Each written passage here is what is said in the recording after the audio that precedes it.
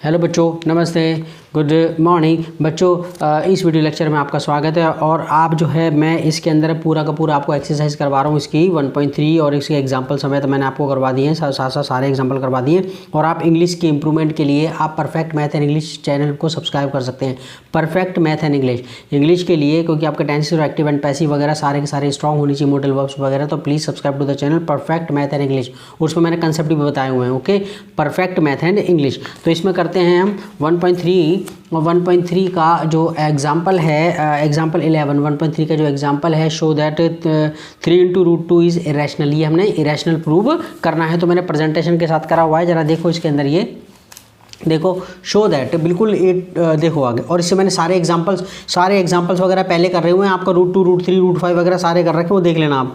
देखो, show that, और playlist में चले जाना प्लीज़ बेटा। देखो, शो दैट 3 × √2 इज़ इरेशनल, ये प्रूव आपने करना है। तो हम ये मान लेते हैं इसको अंदर। ये लेटेस्ट, इससे पहले वाला वीडियो एग्जाम्पल देखोगे, एग्जाम्पल 10 देखोगे तो आपको मैंने स्टेप बाय स्टेप समझा रखा, वो देख लिया तो आपको बिल्कुल समझ में आ जाएगा। अच्छा, लेटेस्ट अस्यूम, मान लो टू द कॉन्ट्ररी, हमने इरेशनल प्रूव करना है तो इसको उल्टा, इसको रैशनल मान लो। क्या मान लो? इसको रैशनल मान लो। क्या मान लो? इसको रैशनल मान लेते हैं और फिर अपनी बात गलत साबित कर देंगे। फिर हम कह देंगे ओ ये तो इरेशनल है। इसको प्रूफ बाय कॉन्ट्रडिक्शन बोलते हैं। क्या बोलते हैं?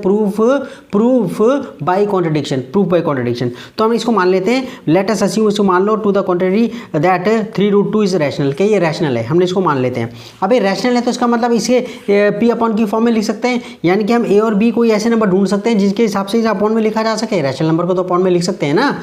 तो सो या फिर दैट लिखो, इज सो या फिर दैट इज, यानी कि we can find integers A and B, यहाँ पर B 0 नहीं हो सकता, कि A और B दो हम इंटीजर्स को ढूंढ सकते हैं सच दैट के 3 × √2 equal to A upon B, यानी कि ये आपने जब इसको रैशनल माना तो इसको A अपॉन B फॉर्म में लिख सकते हैं। अच्छा, बात कह रहे हैं suppose A and B have a common factor other than 1, यानी कि A और B में अगर जो है आपका ये अपॉन में आपने लिखे, क्या अगर आपने अपॉन में लिखे, सोच कर देख लो, आपने इसको अपॉन में लिखा, यहाँ पर मैं बताऊँ आपको, अपॉन में इस पर लिखा आपने, यहाँ लिखा आपने, यहाँ लिखा आपने, यानी कि अपॉन में A अपॉन B सोच कर देखो, ये है 18/15। तो इनमें कॉमन फैक्टर क्या है? 3 है इसके अंदर। क्या है? ठीक है बेटा, कॉमन फैक्टर क्या है? 3 × 5। तो इसमें कॉमन फैक्टर 3 है, तो 3 को 3 काट दिया, तो आपके पास 6/5 ये बच गया आपके पास 6/5। तो ये जो है ना, ये 6/5, इनमें कुछ भी कॉमन नहीं है 1 के अलावा, क्योंकि 6 को और 6/5 को ऐसे करके लिख सकते हैं, सॉरी 6 × 1 अपॉन 5 × 1। तो इनमें 1 ही कॉमन है बस। क्या है बेटा? इसमें 1 कॉमन है, 1 के अलावा कुछ कॉमन नहीं है, यानी कि इनका HCF 1 है। HCF 1 है, इसके ऐसे नंबर को को प्राइम बोलते हैं। सिंपल लैंग्वेज में वो नंबर जो अपॉन में लिखे हों और जिनमें जो आगे कटे नहीं, क्या वो नंबर जो अपॉन में लिखे हों, जैसे A और कुछ भी लिख लिया, जैसे 10/3 लिख लिया, ये आपका ठीक है। तो ये को प्राइम नंबर है, और को प्राइम नंबर में ज़रूरी नहीं होता कि दोनों प्राइम होने चाहिए, कोई भी कुछ भी हो सकता है, दोनों प्राइम भी हो सकते हैं। और तुम्हारा जो है उसके अंदर एक कंपोजिट नंबर होता है, एक प्राइम नंबर हो सकता है। तो इनमें कुछ भी कॉमन, ओके तो आपका कुछ भी कॉमन नहीं होना चाहिए 1 के अलावा, यानी कि इनके HCF 1 हो, तो ये को प्राइम नंबर हो गए। क्योंकि आगे हम तो अपनी लैंग्वेज में कहेंगे यार जो आगे कट नहीं रहे, जो आगे कटेंगे नहीं किसी नंबर से, ठीक है, यहाँ एक साथ मतलब कि कोई एक ऐसा नंबर नहीं जो दोनों को एक साथ काट दे, तो ये आपका को प्राइम नंबर हो गए, को प्राइम नंबर हो गए। तो इनको को प्राइम नंबर आपने जो है इसको क्या मान लिया कि अगर ये सपोज A और B जो है इस ढंग से है कि इनमें कॉमन फैक्टर अदर देन 1 के अलावा कोई common factor, then we can divide by the common factor को हम क्या करेंगे कि कॉमन फैक्टर से काट देंगे, जैसे हमने काटा था अभी, and assume that A and B are coprime, और हमें मान लेंगे कि A और B जो है को प्राइम है। अच्छा, अब आपने क्या देखा इसमें भाई? आपने देखा कि हमने इसको रैशनल नंबर तो मान लिया, 3 × √2 को रैशनल मान लिया, तो इनकी A अपॉन B फॉर्म में मान लिया था। अब मैंने क्या काम करा, इस √2 को ये रहने दिया, मतलब मैंने को आइसोलेट करना है। √2 ऐसे क्वेश्चन में √2 √3 √5 वगैरह को आइसोलेट कर लो, उसको अलग कर निकाल लो। तो अच्छा, मैंने ये 3 यहाँ नीचे से इसके चला गया, तो A/3B बच गया, A/3B, √2 इक्वल टू A/3B। अब आप ये देखो,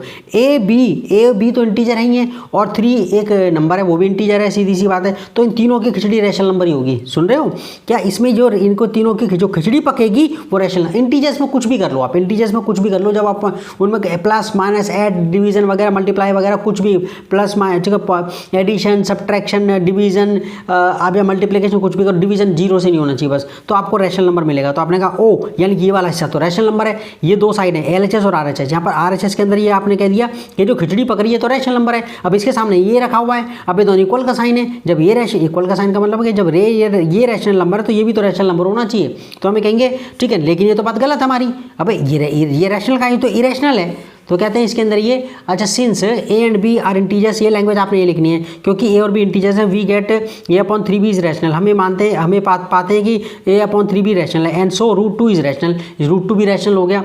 but this contradicts the fact, लेकिन ये उस बात का खंडन करता है दैट रूट 2 इज इरेशनल, लेकिन हमें पता है लेकिन ये पता रूट 2 तो इरेशनल है, ये रैशनल कैसे हो, ये तो बस बात को उल्टा कह रहा है। ये कहते हैं दिस कॉन्ट्रडिक्शन अराइजन, ये कॉन्ट्रडिक्शन पैदा हुआ है because of our incorrect assumption, क्योंकि हमने गलत मान लिया था इसको, that 3 into root 2 is rational, में इसको गलत मान लिया था, इनकी रैशनल मान लिया था, सॉरी।